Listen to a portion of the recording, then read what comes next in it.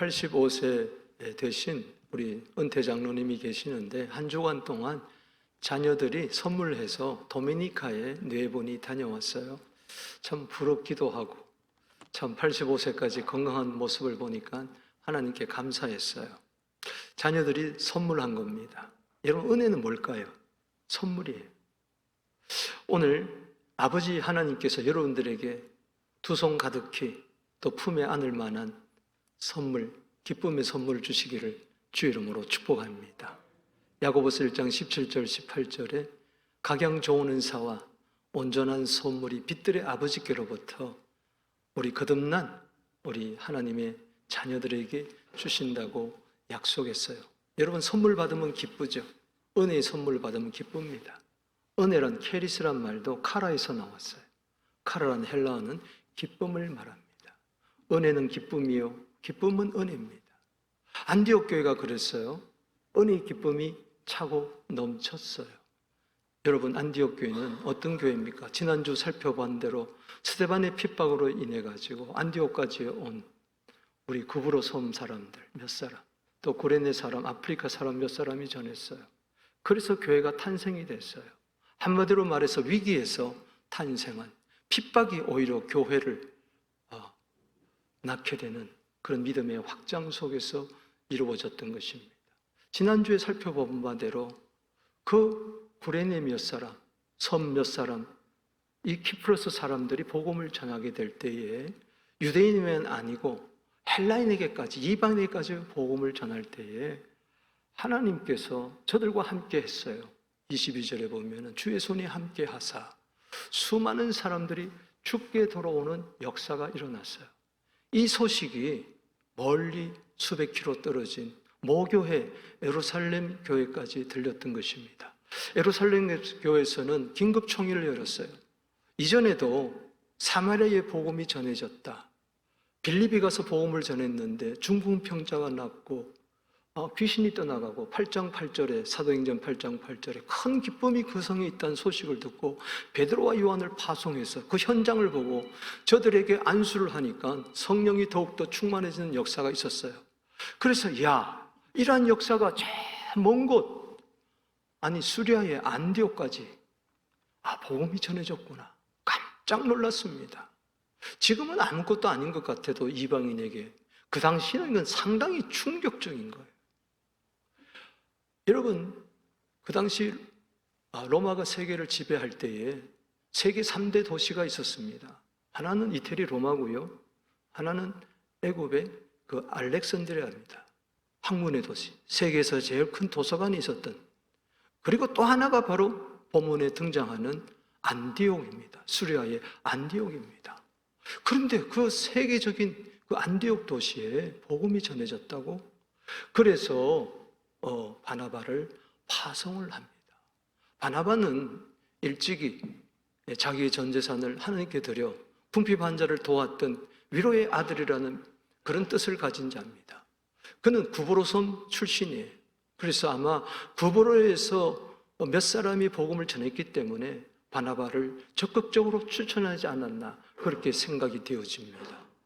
바나바가 드디어 안디옥에 도착했어요.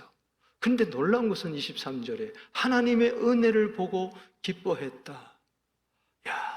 여러분, 이 눈이 보배라는 말이 있는데 그에게 영적인 눈이 열렸어요. 은혜의 눈이 열렸어요. 은혜를 은혜로 하는 거예요. 그렇습니다. 오늘날 하나님의 교회에는 은혜가 충만한데 은혜를 보지 못하고 다른 것을 자꾸 보는 거예요. 눈에 보이는 건데 그게 육신의 눈이죠. 생각의 눈이죠. 영적인 눈이 열려야 돼요. 어느 노 목사님이, 참 훌륭한 목사님입니다. 그분이 평생 기도한 제목이 이거였어요. 내 눈을 열어 주의 영광을 보게 하소서. 주의 은혜를 보게 하소서. 사랑하는 성도 여러분은 교회에 와서 뭘 봅니까? 사람들을 봅니까? 건물을 봅니까? 재정을 봅니까? 숫자를 봅니까? 은혜를 은혜되게 하려면 은혜의 눈이 열려야 되는 거예요. 거기에 기쁨이 있는 것입니다. 하나님의 은혜가 없습니까? 우리 교회 하나님의 은혜가 없습니까? 여러분 가정에 하나님의 은혜가 없습니까? 오늘 이 예배에 하나님의 은혜가 없습니까? 은혜의 눈이 열려야 은혜를 보고 함께 기뻐하는 줄로 믿습니다. 중요한 것은 이거예요. 은혜가 일시적으로 끝나면 안 된다는 거예요. 은혜가 지속되어야 한다는 거예요. 은혜가 계속되어야 된다는 거예요. 갈수록 점진적으로 이게 커져야 된다는 거예요. 마치 샘물이 강물이 되고 강물이 바닷물이 되듯이 그렇게 되어야 돼요. 여러분, 은혜 받는 것도 중요하지만은 고린도후서 6장 1절에 은혜를 헛되이 받지 말라고 그랬어요. 그때는 은혜가 넘쳤는데 지금은 은혜가 있는데 몇 년 후에 은혜가 떨어져 메말라 버린다면 안 되는 거예요. 여러분, 지금 부자인데 사업이 쫄딱 망해서 2, 3년 후에 여러분 거지가 된다면 어떻게 되겠어요? 은혜의 부자가 되기를 바랍니다. 계속 은혜가 넘쳐나게 되기를 바랍니다. 계속 각양 좋은 은사와 온전한 선물, 은혜의 보따리가 우리 교회 안에, 여러분 심령에, 가정에, 생애에 차고 넘치게 되기를 주 이름으로 축복하는 것입니다. 여러분, 바나바가 거기를 떠나지 않고 그는 안디옥 교회를 이제 목회하기 시작합니다. 바나바가 목회할 때에 그 은혜가 더욱더 차고 넘칩니다. 그 비결을 오늘 살펴보고자 합니다. 보세요. 안디옥 교회는 정말 사도행전 13장에 이제 다음 주에 살펴볼 텐데 바나바와 바울을 선교사로 파송할 정도로 은혜가 넘쳐났어요. 그냥 안디옥에게 머물기는, 그 교회 안에 은혜가 머물기는, 은혜가 너무 큰 은혜이기 때문에 이 큰 은혜를 아시아와 유럽에 온 세계에 전파하는 은혜 충만한, 그런 기쁨이 충만한 교회가 되었다는 이야기인 것입니다. 바나바의 목회 꿀팁을 저는 배우기를 원합니다. 어떻게 해야 기쁨 충만한, 은혜 충만한 이것이 은혜가 일시적이 아니라 계속해서 날이 갈수록, 달이 갈수록, 해가 갈수록 세계로 흘러 들어갈 수가 있는가? 그 비결 첫 번째는요, 주와 함께 머물기입니다. 여러분, 23절을 우리 함께 보겠습니다. 시작. 그가 이르러 하나님의 은혜를 보고 기뻐하여 모든 사람에게 굳건한 마음으로 주와 함께 머물러 있으라 보냈어요. 예루살렘에서 바나바를 파송해서 와서 보니까 은혜를 보고 기뻐했어요. 그러면서 이 은혜가 계속 지속되기 위해서 필요한 것이 뭐냐? 모든 성도들에게 굳건한 마음으로 주와 함께 머물러 있으라. 따라합시다. 머무름. 여러분, 제일 힘든 게 뭘까요? 신앙생활 하면서 환난도 아닙니다. 핍박도 아닙니다. 어려움도 아닙니다. 이런저런 문제가 아니에요. 누가 나를 시기하고 미워하고 질투하고 교회 안팎으로 여러 가지 문제가 있고 내 인생의 안팎에 여러 가지 문제가 있지만은 저보고 목사님 목회하면서 예수 믿으면서 가장 힘든 것이 뭐였느냐 물어본다면은 주님 앞에 머무름입니다. 주님 앞에 머물러 있는 거. 지성소에 들어가서 은혜 보좌 앞에 계속 머무는 거. 세상이 너무 바삐 돌아가요. 해야 할 일이 너무 많습니다. 잡다한 일이 너무 많아요. 좀 이것저것 가지치기 하고 고요히 주님 앞에 주님과 연결되어 머무는 거, 이거 보통 힘든 게 아니에요. 이게 은혜 중에 은혜입니다. 은혜가 계속 지속되려면은 주님 앞에 머무는 시간이 많아야 될 줄로 믿습니다. 여러분, 저 머문다는 뜻이 뭘까요? 헬라어로 프로스 메오라는 뜻입니다. 이 프로스라는 것은 향하여라는 방향을 이야기하고 메노라는 것은 붙어 있다는 뜻입니다. 그러므로 주님을 향하여 붙어 있는 겁니다. 주님과 함께 사는 겁니다. 주님과 함께 끊어지지 아니하고 연결되어 있는 겁니다. 포도나무 가지, 바로 그겁니다. 요한복음 15장 4절 5절에 보면 가지가 포도나무에 붙어 있지 않으면 저기 붙어 있다는 것이 메노란 뜻입니다. 어디에 붙어 있습니까? 가지가 어디를 향하여 붙어 있습니까? 포도나무입니다. 만약 가지가 붙어 있지 아니하면 아무것도 할 수 없어요. 나는 포도나무다. 예수님 말씀합니다. 너희는 가지다. 나를 떠나서는 너희가 아무것도 할 수 없다. 내게 붙어 있지만 하면 안 된다. 그래서 옛날 성경에는 주께 붙어 있으라. 따라합시다. 주께 붙어 있으라. 개역 한글에는 그게 기록되어 있습니다. 난 그게 더 마음에 와닿아요. 향하여 붙어져 있다. 향하여 머무르고 있다. 세상 사람들은 돈에 붙어 삽니다. 명예에 붙어 삽니다. 권력에 붙어 삽니다. 욕심에 붙어 삽니다. 우리는 주님께 붙어 사는 거기에 은혜가 있는 줄로 믿습니다. 여러분, 은혜가 근원지가 어디예요? 요한복음 1장 14절 말씀에 말씀이 육신이 되어 우리 가운데 거하며 우리가 그 영광을 보니 아버지의 독생자의 영광이요 은혜와 진리가 충만하더라. 우리가 그의 충만한 데서 받으니 은혜를 충만해서 받으니 은혜 위에 은혜로라. 예수님은 은혜의 주님인 줄로 믿습니다. 구원의 은혜를 주시고 영생의 은혜를 주시고 천국의 은혜를 주시고 돌보심의 은혜를 주시고 오늘도 은혜가 어디로부터 나옵니까? 주님께로부터 나오는 것입니다. 목사로부터 나오는 게 아니에요. 거물로부터 나오는 게 아니에요. 주님으로부터 나오는 겁니다. 그러니 은혜의 주님께 붙어 있으면 당연히 은혜가 계속되고 시간이 흐를수록 은혜가 차고 넘치고 기쁨이 차고 넘치는 줄로 믿습니다. 은혜가 소멸됐습니까? 기쁨이 사라졌습니까? 점검해 보십시오. 내가 혹시 주님과 떨어져 있지 않는가? 중국 선교의 아버지라고 하는 허드슨 테일러는 이런 말을 했습니다. 아침마다 아침을 여는 기도를 이렇게 했습니다. 주님, 오늘 저는 포도나무에 붙은 연약한 가지, 나약한 가지입니다. 주님이 주시는 힘으로만 오늘 살아가겠습니다. 여러분, 바나바가 목회하면서 계속 은혜에 머물게 하기 위해서 또 하나 꿀팁이 있습니다. 두 번째는 말씀의 가르침입니다. 보세요. 바나바는 누구냐? 오늘 24절에 보니까는 바나바는 착한 사람이요 성령과 믿음이 충만한 사람이라 많은 사람들이 주께 더하여 지더라 그랬어요. 한번 본문 말씀을 곰곰이 들여다보십시다. 바나바가 굳건한 마음으로 주께 붙어 있으라고 권면했을 때 말만 했을까? 아닙니다. 그 자신이 주께 붙어 있을 때, 주 앞에 머무르 있을 때에 그 은혜가 있었어요. 그 은혜는 뭐였습니까? 바나바는 착한 사람이었어요. 여러분, 주께 붙어 있으면 착한 사람이 될 줄로 믿습니다. 바나바는 성령과 믿음이 충만한 사람이었어요.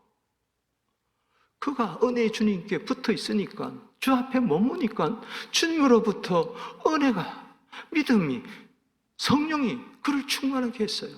그래서 여러분 성도들, 주와 함께 머무세요. 왜 이렇게 권면했는데 많은 사람들이 바나바에게 붙은 게 아니라, 바나바에게 연결되는 게 아니라 주께 많은 사람이 더하여 지더라. 여러분들은 누구의 사람이 되기를 원합니까? 어느 목사의 사람이 되기를 원합니까? 목사가 은혜 주는 게 아니에요. 예수님이 은혜 주는 겁니다. 그렇습니다.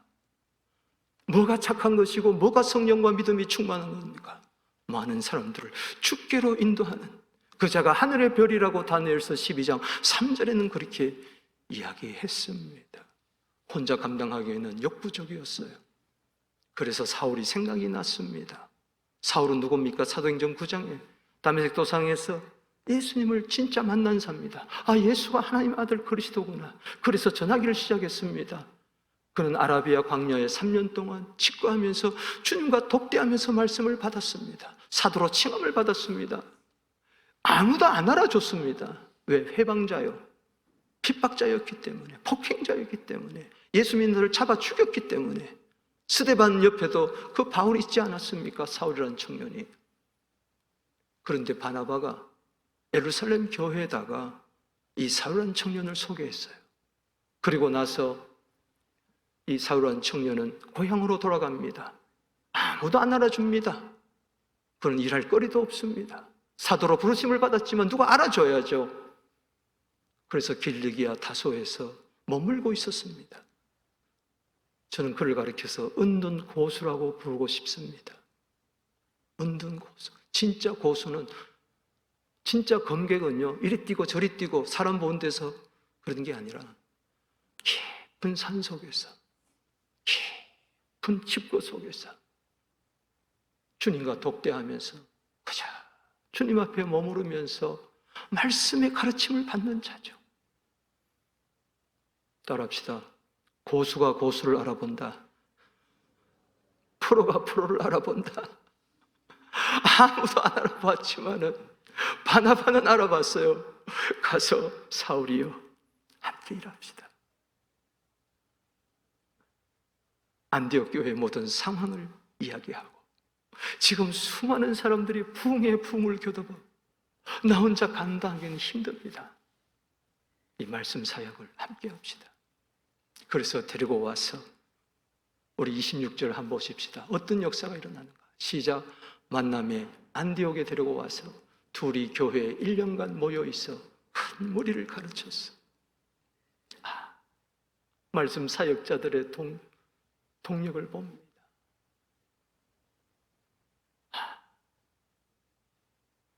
주와 함께 사는 거요, 어떤 면에서는 좋죠. 주님이 나를 뭐 갈구기를 합니까? 거저 은혜 충만, 성령 충만, 믿음 충만, 기쁨 충만, 은혜에서 머무는 것이 좋죠, 주님은. 그런데 사람을 만난다는 거 쉽지를 않아요. 나중에 바나바와 바울이 다투잖아요, 2차 전도 여행 갈 때. 그런데 저 때만은 믿음 안에서 성령 안에서 하나가 되어가지고 둘이 교회에서 1년간 모여있어 근무를 갖췄다. 여러분, 교회가 이렇게 중요합니다. 교회 밖에서 모임이 아니에요. 교회 안에서 모여 있었어요. 오늘날 이 유튜브 시대에 수많은 사람들이 유튜브의 은혜를 받고 있어요. 교회는 안 나가도 이게 비정상적입니다. 되질 않아요.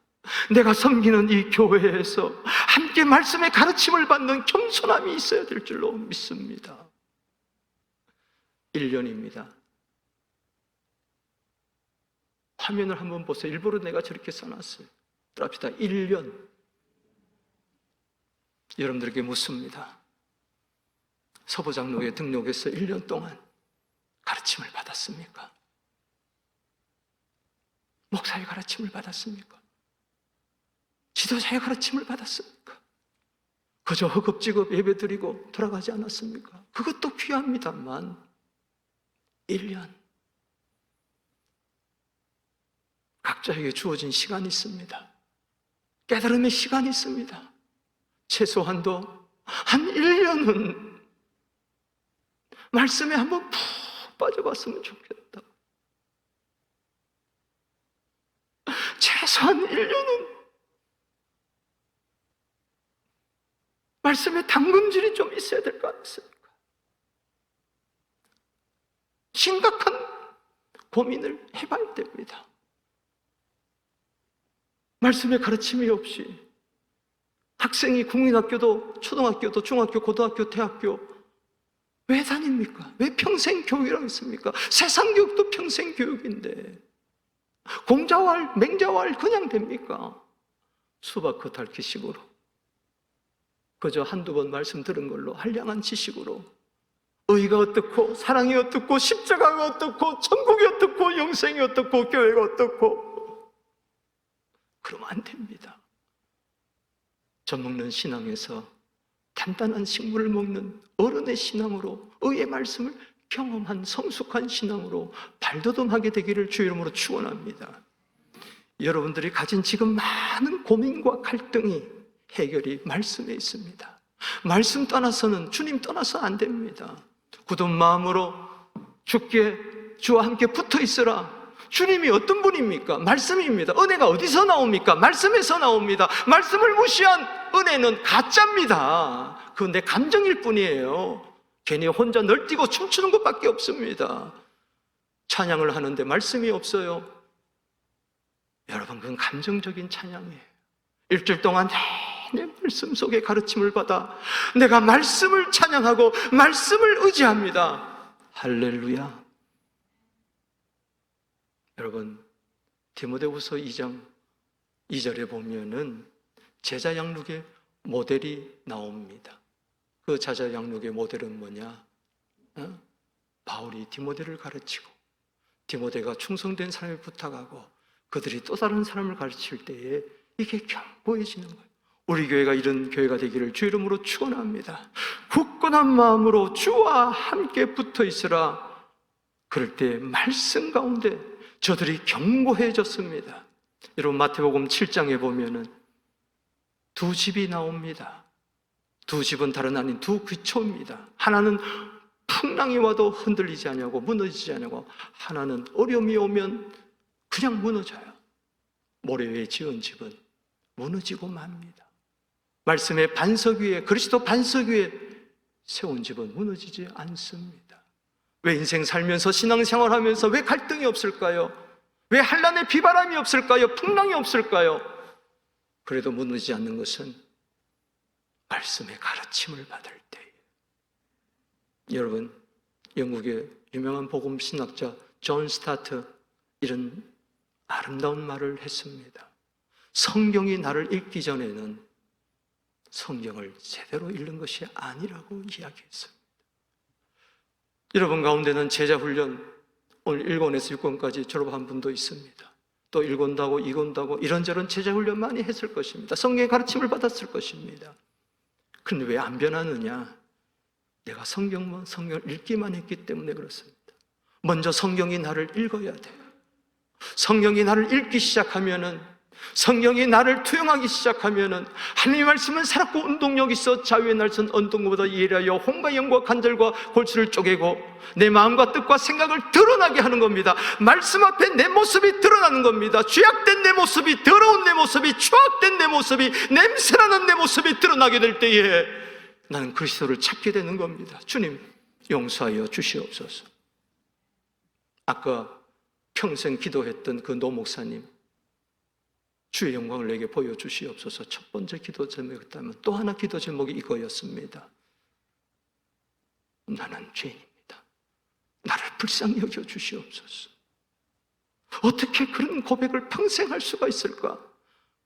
죄에 대한 확신이, 용서에 대한 확신이 없어서가 아니라 빛 앞에 나아갈수록 나의 모습이 드러나는 것처럼, 먼지 알갱이가 많은 것들이 드러나는 것처럼, 주님 나는 죄인이었습니다. 바울도 나는 죄인 중에 괴수입니다. 성경이 나를 읽어야 됩니다. 그냥 사람의 가르침으로 되는 게 아닙니다. 가르침을 받을 때 성경이 나를 계속 읽기 시작하고, 그럴 때 우리는 성경이 비로소 읽혀지는 은혜가 있는 줄로 믿습니다. 그런 가르침이 우리 교회 안에 철이 철을 날카롭게 하는 것처럼 말씀이 가르치는 자와 변론자가 함께 은혜 받는, 그래서 기쁨이 넘치는 그런 복된 교회가 되기를 축복합니다. 우리 교회는 판을 다시 짜야 됩니다. 뒤엎어야 됩니다. 이제 새로운 담임 목사님이 이제 목회를 할 때는 판을 뒤엎어버리고 어느 날부터 내년까지 말씀으로 돌아가서 말씀의 판을 다시 짜는 그런 은혜가 있을 줄로 믿습니다. 바울의 목회, 바나바의 목회 세 번째 꿀팁입니다. 그리스도인으로 살기입니다. 그리스도인으로 살아가기입니다. 26절을 한번 읽어보겠습니다. 시작. 제자들이 안디옥에서 비로소 크리스찬이라는 일컬음을 받게 될 것이라. 크리스찬, 성경에서 크리스찬 이름이 처음 등장하는 것이 이곳입니다. 놀랍습니다. 여러분, 정말 내가 죽게 머무르는 게, 그리고 내가 정말 말씀의 가르침의 은혜를 받았던 그 결정이 뭡니까? 그 증거가 뭡니까? I am Christian 넘어서 다른 사람이 나를 향하여 You are Christian이라고 말해주는 겁니다. 일컬음을 받게 되었더라. 그렇습니다. 말씀의 가르침이 저들을 변화시켰습니다. 저들로 하여금 단지 교회 안에 제자로 머무는 것이 아니라 세상에 나아가는 제자, 그리스도인으로서 소금과 빛의 역할을 감당하기 시작했다는 것입니다. 여러분, 크리스찬이라는 뜻이 뭘까요? 그리스도인, 그리스도께 속한 사람이라는 겁니다. 그리스도께 붙어있는 사람이라는 겁니다. 그리스도. 작은 그리스도. 여러분, 그리스도의 이 크리스토스 헬라어입니다. 여기서 크라이스트가 나오고 그리스도가 나오고 기독이란 말이 나왔습니다. 그렇다면은 이 크리스토스 그리스도의 히브리어는 뭡니까? 메시아. 따라합시다. 메시아. 메시아가 바로 그리스도란 뜻입니다. 예수님은 우리의 메시아, 구세주인 줄로 믿습니다. 기름 부음을 받은 자란 뜻입니다. 무슨 기름을 부음 받았습니까? 성령의 기름 부음입니다. 주여, 그리스도인은 다른 거 아닙니다.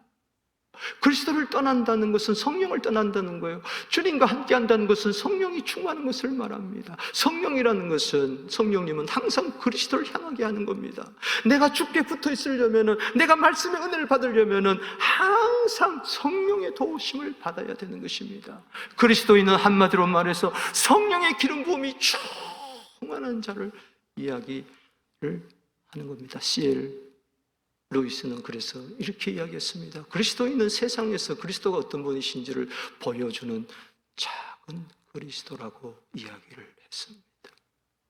여러분, 주께 머무는 거 안 보입니다. 다 영적인 거예요.